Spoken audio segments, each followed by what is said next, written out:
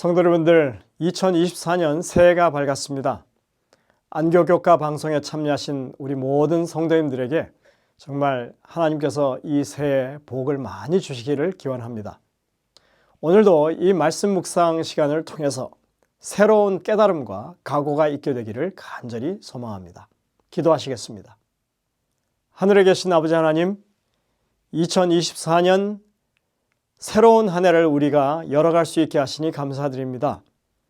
저희들에게 큰 복을 내리셔서 말씀 안에 부응하는 한 해 될 수 있도록 도와주시고, 또 우리가 가진 이 복음의 기별을 많은 사람들에게 증거할 수 있는 선교의 새로운 한 해가 될 수 있도록 인도하여 주시옵소서.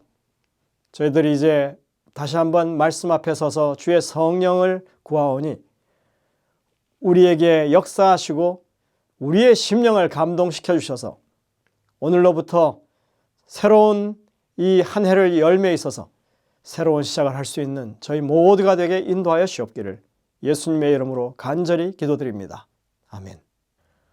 오늘 교과 과정의 제목은 시편을 기록한 사람들입니다.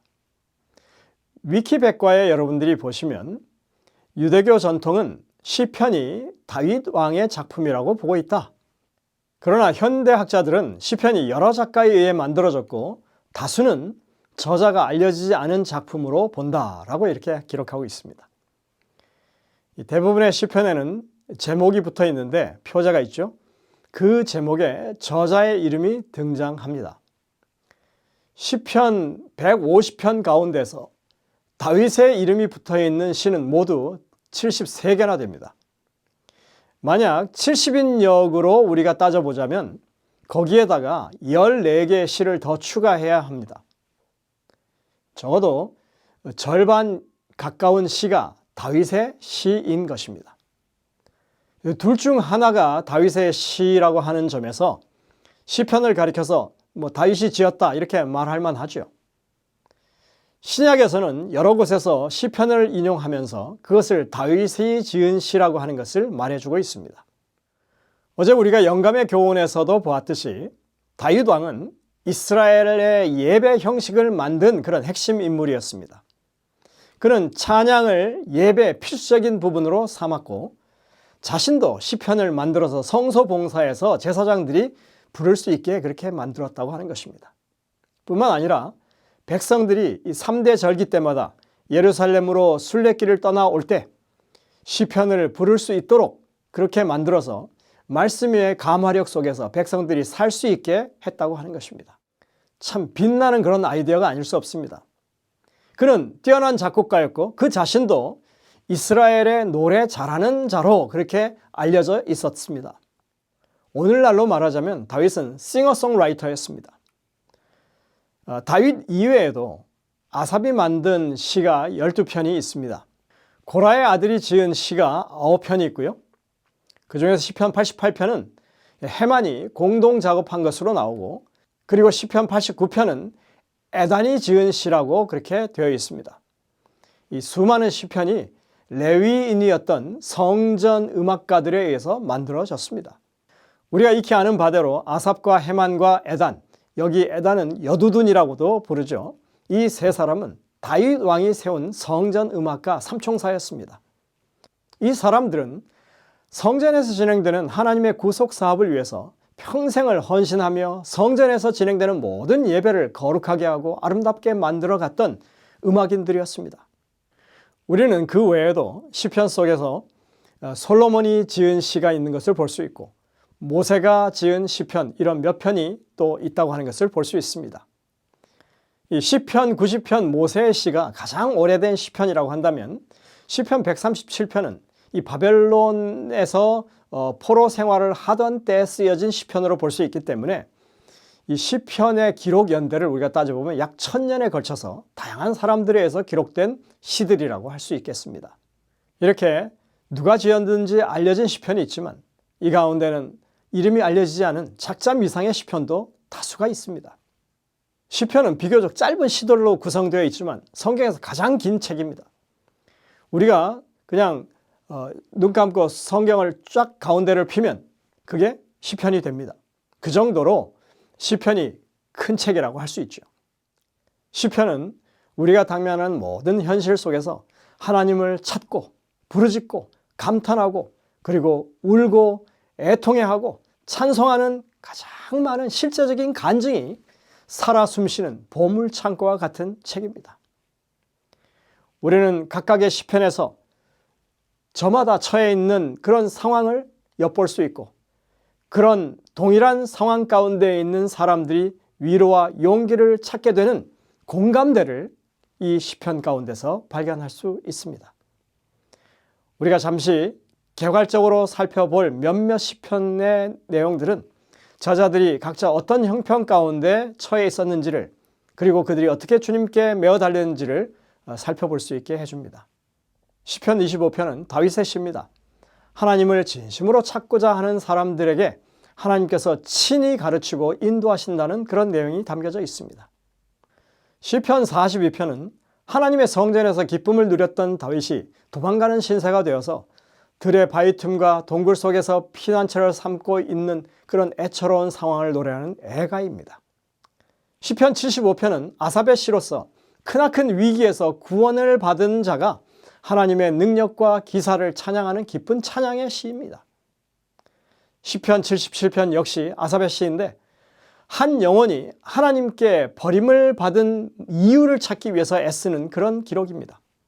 그는 어두움을 벗어나는 길을 모색하고 최종적으로 과거 하나님이 이스라엘에게 베푸신 긍휼을 추억하면서 자신의 슬픔을 극복하고 소망과 신뢰를 얻는 내용이 담겨져 있습니다.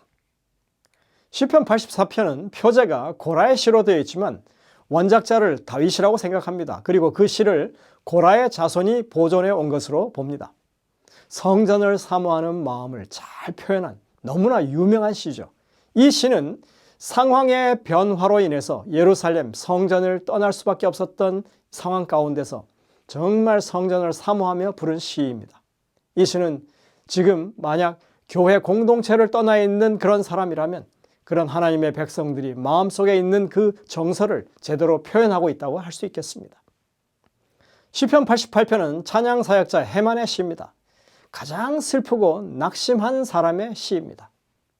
이 시도 아마 다윗이 작곡했을 것이고 헤만이 편곡한 것이 아닌가 그렇게 사람들은 생각합니다. 다윗이 육체적으로나 정신적으로 가장 암울한 가운데 기록한 시로 보입니다. 이 시에는 단 한 문장 여호와 내 구원의 하나님이여 라고 이 부르짖는 이 말 외에는 그 어떤 곳에서도 희망의 글자가 보이지 않습니다. 이 시는 흑암이라는 말로 끝나는 한 개의 길고도 간곡한 통곡처럼 그렇게 들려집니다. 시편 89편은 에단, 여두둔의 시입니다. 이 언약의 시편이라고 불립니다. 하나님께서 다윗의 보좌를 영영히 보존하시겠다고 약속하셨지만 이스라엘이 타락해서 그 언약이 깨어질 것을 우려하고 하지만 그 가운데서 곧 하나님께서 언약에 성실하신 것을 의지해서 다시 회복을 탄원하는 그런 시입니다. 이 하나하나의 시편들에서 우리는 기자들이 처해 있던 상황을 엿볼 수 있습니다. 하나님을 간절히 찾는 사람이라면, 추격을 피해 도망다니는 사람이라면, 큰 위기 속에서 구원받은 사람이라면, 하나님께 버림받았다고 느끼는 사람이라면, 성전을 떠나 있는 사람이라면, 더 이상 아무런 희망을 찾을 수 없는 사람이라면, 하나님의 보장을 간절히 원하는 사람이라면 우리는 누구든지 이 각각의 시편 속에서 다양하고 그리고 어려움과 고통이 서려 있는 그런 가운데서 모두 한결같이 하나님께 소망을 두고 부르짖는 심령을 찾을 수 있는 것입니다. 이 모든 시적인 외침이 그저 그들의 다급한 외침만은 아닙니다. 성령께서 그들에게 영감을 주셨기 때문에 가능한 부르짖음이었습니다. 분명히 보장되어 있는 약속을 붙잡는 그런 음성인 것입니다. 성령께서 그들의 재능을 하나님과 신앙 공동체를 위해서 그렇게 사용하신 것입니다. 시편 기자들은 진실한 헌신과 굳건한 믿음을 가진 사람들이었지만 우리와 마찬가지로 낙심하고 유혹에 빠지기 쉬운 사람들이기도 했습니다. 시편은 오래전에 기록된 책이지만 분명히 오늘날에도 여전히 우리가 경험하고 있는 일들을 그대로 반영하고 있다고 하는 것입니다. 나의 기도가 주 앞에 이르게 하시며 나의 부르짖음에 주의 귀를 기울여 주소서. 무릇 나의 영혼에는 재난이 가득하며 나의 생명은 수월에 가까웠사오니. 시편 88편 2절 3절이죠. 이러한 간구는 3000년 전에 어느 누군가의 외침이긴 하지만 오늘날 누군가의 외침과도 같은 것입니다. 어떤 시편에는 고난이 가득하고 어떤 시편에는 기쁨이 넘칩니다. 시편 기자들은 그들을 구원해 달라고 하나님께 부르짖으면서 하나님의 넘치는 은혜를 경험했습니다. 이런 경험을 통해서 그들은 하나님의 신실하심과 사랑에 대한 확신을 가지게 되었고 하나님께 영광을 돌리고 변함없는 헌신을 다짐하고 있습니다. 그러므로 시편은 하나님의 구원에 대한 간증이자 그분의 은혜와 소망에 대한 증거입니다. 시편은 믿음으로 하나님의 용서와 새 생명의 선물을 받아들이는 모든 사람들에게 하나님의 약속을 제공합니다. 그러면서도 시편은 타락한 세상에 만연하고 있는 고난과 고통을 은폐하거나 숨기지 않고 경시하지도 않습니다. 우리의 모든 어려움 속에서 주님은 여전히 우리의 주관자가 되십니다. 그분께서 지금 모든 상황을 알고 계시고 지금 이 상황을 이끌고 계십니다. 주님의 손에 이 모든 상황이 달려있다고 하는 사실입니다. 오늘 영감의 교훈에 보면 시편에서는 우리가 살아가는 하나님의 나라에서 그분이 우리의 왕 되심을 분명히 언급하고 있습니다. 다윗은 시편에서 예수님을 왕으로 묘사했다. 솔로몬은 성령의 감동을 받아서 만 사람에 뛰어나다, 그 전체가 사랑스럽구나 라는 말로 그분에 관하여 기록했다. 예언적 안목으로 그분을 바라본 다윗은 그분에 대해서 왕은 인생보다 아름답다고 말했다. 산상본 49쪽. 여러분들, 우리는 이 시편을 통해서 우리의 삶을 주관하시는, 우리의 상황 가운데 역사하시는 주님을 전적으로 높이고 신뢰하는 삶을 살아가야 할 것입니다.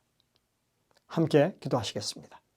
하늘에 계신 아버지 하나님, 오늘도 우리 삶에 살아 역사하시는 주님의 손길이 분명하게 우리의 삶에 닿아 있음을 우리가 다시 한번 말씀을 통하여 깨닫고 그것으로 찬양하고 기뻐할 수 있는 저희들 되게 인도하여 주옵기를 예수님의 이름으로 간절히 기도드립니다.